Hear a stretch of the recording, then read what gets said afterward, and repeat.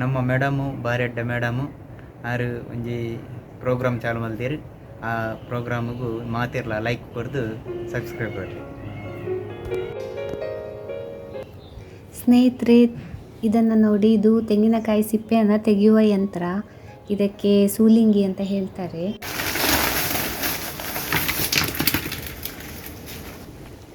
ನಮಸ್ತೆ. ನಮಸ್ತೆ. ಇವರು ಭೋಜ ಬಂಗೀರ ಅಂತ.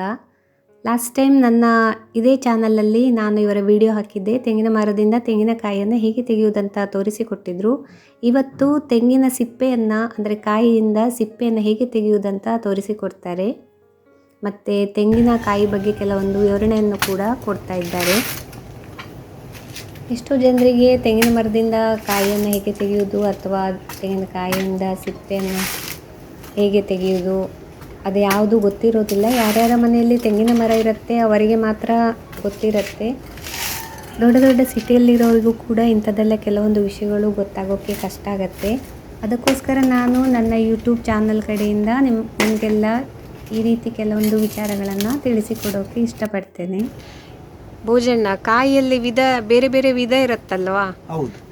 ಎಂತಲ್ಲ ಅಂತ 4 ವಿಧ ಇದೆ.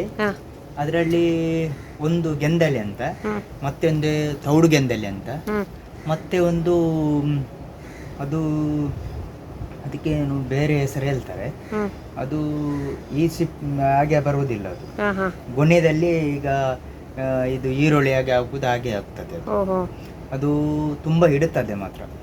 ತೆಂಗಿನಕಾಯಿ ತುಂಬಾ ಇಡುತ್ತದೆ. ಆದ್ರೆ ಬೊಂಡಕ್ಕಿಂತ ಇಡ್ಲಿಕ್ಕೆ ಆಗುದಿಲ್ಲ. ಅದು ಇಡ್ಲಿಕ್ಕೆ ಆಗುದಿಲ್ಲ, ತುಂಬಾ ದಿನ ಇಡ್ಲಿಕ್ಕೆ ಆಗುದಿಲ್ಲ. ದೇವರಿಗೆ ಒಪ್ಪಿಸ್ತಾರಲ್ವಾ, ಅದು ಯಾವುದನ್ನ? ಅದು ದೇವರಿಗೆ, ನಾಗ ದೇವರಿಗೆ ಅಂದ್ರೆ ಇದು ಗೆಂದಲಿ ಒಳ್ಳೆದು. ಮತ್ತೆ ಈಶ್ವರ ದೇವರಿಗೆ ಗೆಂದಲಿ ಒಳ್ಳೆದು, ಶ್ರೇಷ್ಠ.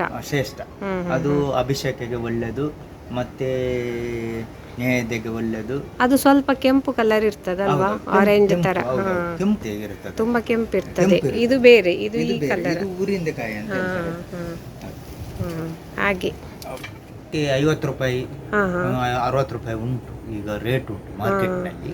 ನಾವೆಲ್ಲ ತೆಗೆದು ತೋಟದಲ್ಲಿ ತಗೊಳ್ಳುವುದೇ 35-40 ರೂಪಾಯಿಗೆ ಅವರು ತಗೊಳ್ತಾರೆ ತೋಟದಲ್ಲಿ. ನಾವು ಬೊಂಡ ಕುಡಿತೇವಲ್ಲ, ಅದಕ್ಕೆ ಒಂದು 35 ಇರ್ತದ ಅಂತ. ಹೌದು, ಇದು ಸಾದಾ ಬೊಂಡ ತೋಟದವರು, ತುಂಬಾ ದೊಡ್ಡ ತೋಟದವರು ನಮಗೆ ಒಂದು 15-17-20 ರೂಪಾಯಿದಲ್ಲಿ ಕೊಡ್ತಾರೆ. ಮತ್ತೆ ನಾವು ಈ ಮಾರ್ಕೆಟ್ ಅಲ್ಲಿ ಹೋದ್ರೆ ಮಾರ್ಕೆಟ್ನಲ್ಲಿ ಹೋಗಿ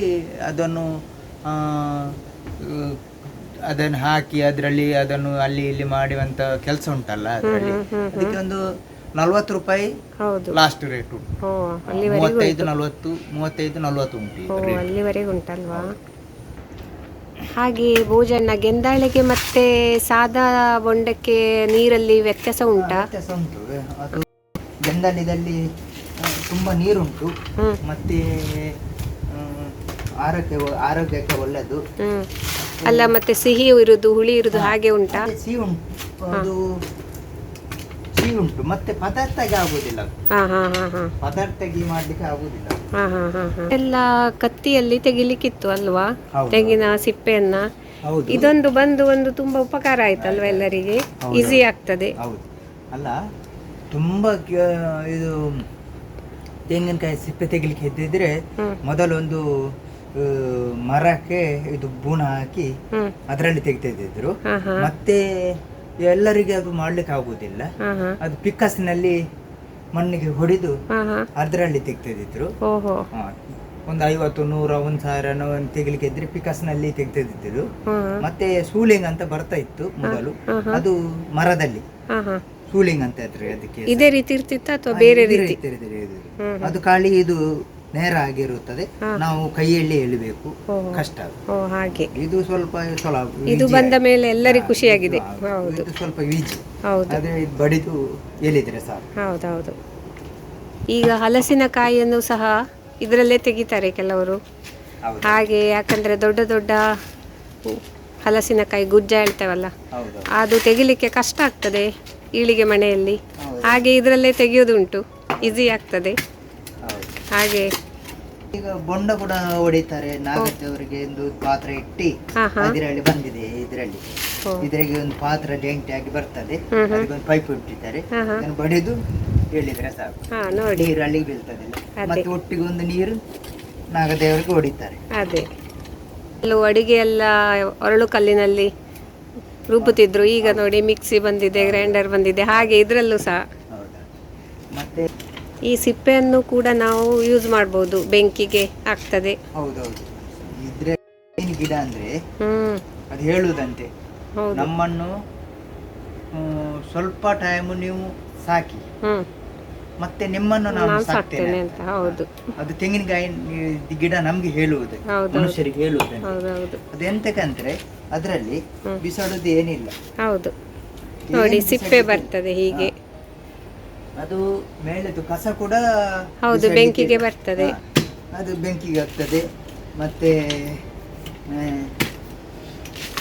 ಈಗ ಇದಕ್ಕೂ ಕೂಡ ರೇಟ್ ಉಂಟು. ಹೌದು, ಇದನ್ನು ಸಹ ತಗೊಳ್ತಾರೆ. ಇನ್ನು ಕಾಯಿ ತುರಿದಾದ ಮೇಲೆ ಅದು ಕರಟೆ ಎಂತ ಹೇಳ್ತೀರಿ, ಅದು ಕೂಡ ಬೆಂಕಿಗೆ ಬರ್ತದೆ.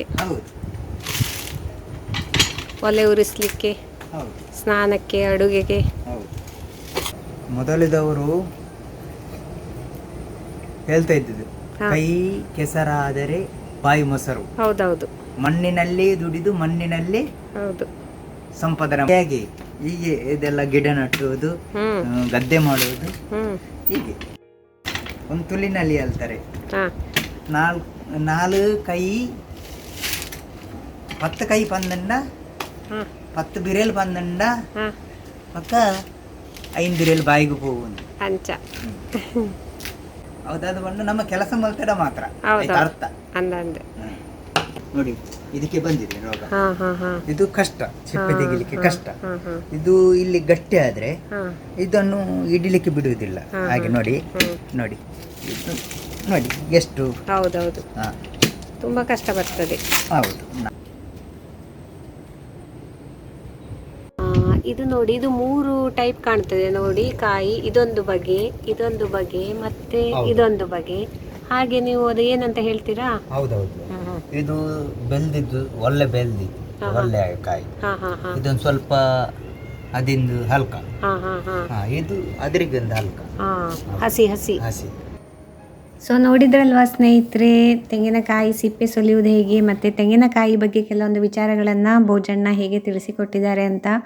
ನಿಮಗೆ ಈ ವಿಡಿಯೋ ಇಷ್ಟ ಆದರೆ ಪ್ಲೀಸ್ ಲೈಕ್ ಮಾಡಿ, ನಿಮ್ಮ ಫ್ರೆಂಡ್ಸಿಗೆಲ್ಲ ಶೇರ್ ಮಾಡಿ, ನನ್ನ ಚಾನಲನ್ನು ಸಬ್ಸ್ಕ್ರೈಬ್ ಮಾಡಿ. ಇನ್ನೊಂದು ಇಂಟ್ರೆಸ್ಟಿಂಗ್ ವಿಡಿಯೋದೊಂದಿಗೆ ಮತ್ತೆ ಸಿಗ್ತೇನೆ. ಅಲ್ಲಿವರೆಗೆ ಟೇಕ್ ಕೇರ್, ಬಾಯ್.